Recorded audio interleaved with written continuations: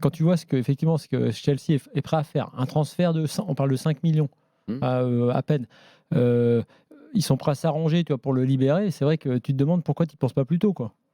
Sur Aubameyang. Il a 34 ans dans ma vie. Il a 34 ans. Tu vois bien, malheureusement, entre guillemets, le projet de l'OM avec Longoria. Je lui donne 2 ans. Moi. Oui, mais Longoria, tu as vu, on en a parlé. C'est le grand débat à Marseille. Marseille veut donner un an a priori. Lui, son entourage veulent 2 ans. Ce côté court-termiste, parfois, d'ailleurs, de Longoria. Tu as bien vu, il fonctionne, il refait une équipe.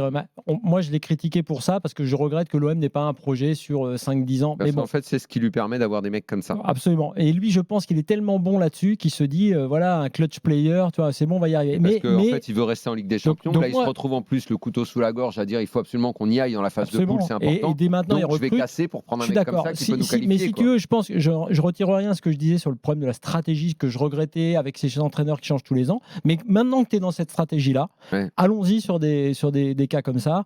Et ce que je disais hier, comme je disais dans mon avis, que j'étais c'est du bricolage, mais avec de l'oseille quand même. Hein. Ah, c'est du bricolage de haut niveau. Oui, le bricolage, ça peut être du haut niveau. Tu peux bricoler avec de la qualité. Du bon matos. Parce que bricoler, c'est pas que péjoratif. Non, parce que Lodi, effectivement, bien sûr. Lodi, Kondogbia, Aubameyang. Là, l'OM, là, c'est pas mal. Sachant que Aubameyang, là, même si j'y crois pas, mais ça n'exclut pas que Sanchez puisse rester. Très compliqué, parce que lui prendrait la place dans la grille salariale de l'OM. Absolument. Ça ferait 2 mecs à quasiment 500 000 mensuels. En tout cas, ça n'est pas totalement mort. Et Aubameyang est prêt à faire des efforts sur son salaire par rapport à celui de Chelsea. Sinon, c'est injouable. Peut-être en échange d'un pass annuel boîte de nuit. Oh, ça y est. Peut-être.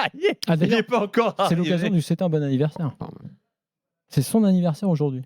Ah oui. Non, pas du tout. Non, il n'est pas né le 18 juin 89 à Laval. On est 18 juillet. On est en juillet. 18 juillet, donc c'était il y a un mois. Magnifique. Il dit ça avec un aplomb en plus, j'adore, mais c'est magnifique. Ça me permet de dire qu'il est né à Laval et qu'il a toujours sur place sa famille. A-t-il marqué à Laval? A-t-il mis un but à Laval? Ah non, il est né à Laval. C'est son père qui était joueur. Il n'a jamais joueur. marqué à Laval. Ah.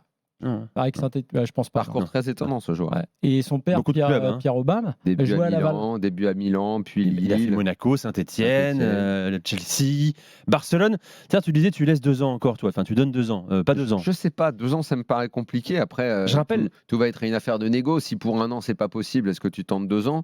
Bon, regarde sa dernière expérience au Barça. Les gens là-bas ont plutôt gardé un bon souvenir de lui. Janvier, mai 2022. Arsenal, c'était 11 buts en 17 matchs. Ça s'est mal fini. Bon, il a un petit peu ce truc en lui des bons moments et des mauvais moments. C'est un caractériel. Maintenant, au niveau de ce qu'il peut apporter à l'OM, il me fait un peu la même impression qu'Alexis Sanchez l'année dernière, à savoir que je suis sceptique. C'est un doute. Mais que j'ai quand même envie de voir. Le mec a toujours marqué des buts. On est sur un attaquant quand même haut de gamme.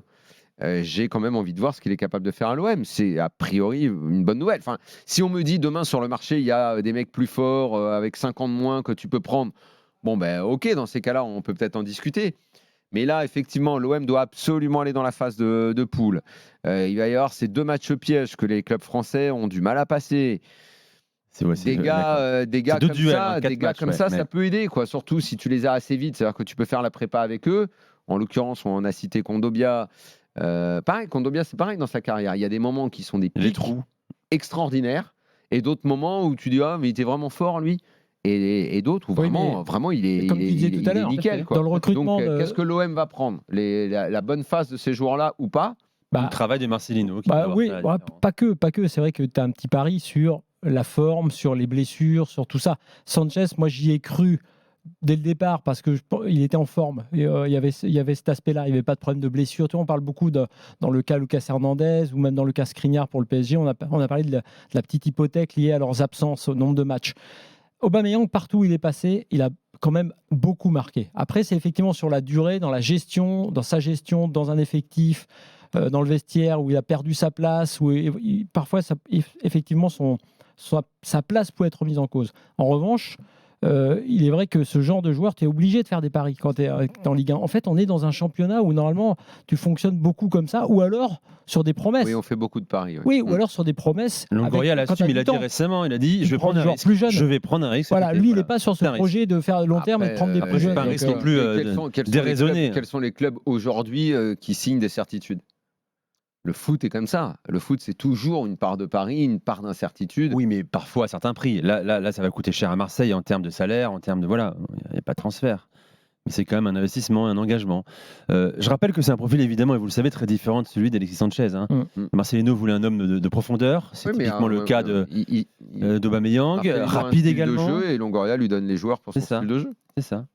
Vous nous appelez au 32-16, tiens, supporter Marseillais, pour nous ce que vous en pensez. Aussi, c'est un bon pari. Oui, alors pour répondre à la question, effectivement, pour moi, c'est quand même pas un pari. C'est-à-dire que c'est pas.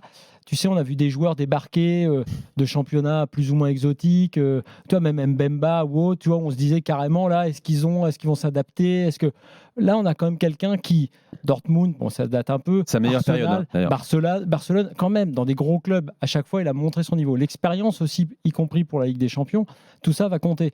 Donc, moi, je suis moins. Par exemple, je trouve que le profil des trois, Lodi, Kondogbia et lui maintenant, ça apporte une putain d'expérience au vestiaire de Marseille. Parce qu'on parle beaucoup du niveau. Attends, ce sont de bons joueurs et ils ont de l'expérience.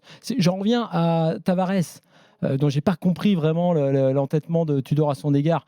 Le mec est quand même moins bon, il a moins d'expérience, toi, que Lodi, tu vois. Donc quand même, tu passes, si tu veux comparer, tu passes un cap. Mais il y a des joueurs à l'OM depuis on a un problème avec Vitinha, on n'est pas certain. Ça, pour le coup, on parlait de Paris. Je sais pas si il faut appeler ça comme ça. C'est un investissement. Bon, enfin, c'est un joueur plus jeune, donc c'est peut-être. On va encore attendre un petit peu quand même. Hein, voilà, mais en tout cas, depuis que Longoria est là, tu vois des mecs à l'OM, même pas en rêve, tu les imaginais sur les 10-15 dernières années. On peut se rappeler l'effectif de Marseille il y a 3 ans, on en parlait autre jour. Je regarde les effectifs, mais tu regardes tous les effectifs depuis 2010. Il suffit, tu regardes juste ça, tu mets ton nez dans les effectifs. C'était décevant pour un supporter de l'OM. Les grands noms ont déserté l'OM depuis beaucoup d'années. Là, tu arrives, bim. Tu avais Alexis Sanchez, le mec, tu as joué où? Arsenal, Inter, tu as joué avec le Chili, tu as joué des grandes compétitions internationales. Là, bim, Aubameyang, le gars, pareil, il a joué dans des grands clubs. Enfin, voilà, maintenant, les mecs qui viennent à l'OM, on a de la pointure, quoi. Des mecs il y a une chose importante, Flo, excuse-moi, je te coupe. Il pourrait aller en Arabie Saoudite, a priori. Il y a des contacts très importants saoudiens. S'il vient là, c'est qu'il a encore envie de jouer en Europe et de réussir dans un championnat, majeur. Non, un championnat européen. C'est un signal, tu as raison, sur un autre point. On a parlé du niveau, de la technique, de l'absence de blessures, de l'expérience. Il faut aussi parler, maintenant, c'est un peu tarte à la crème à Marseille, mais il faut le dire, le caractère pour jouer à Marseille.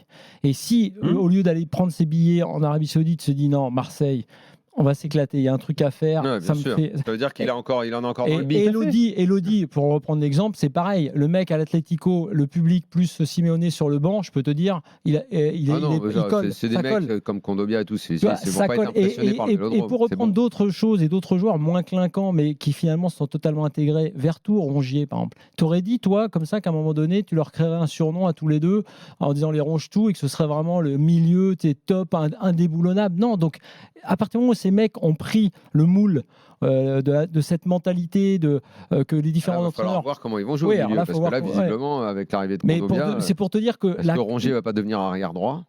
Il peut faire tout. C'est possible, il peut tout faire.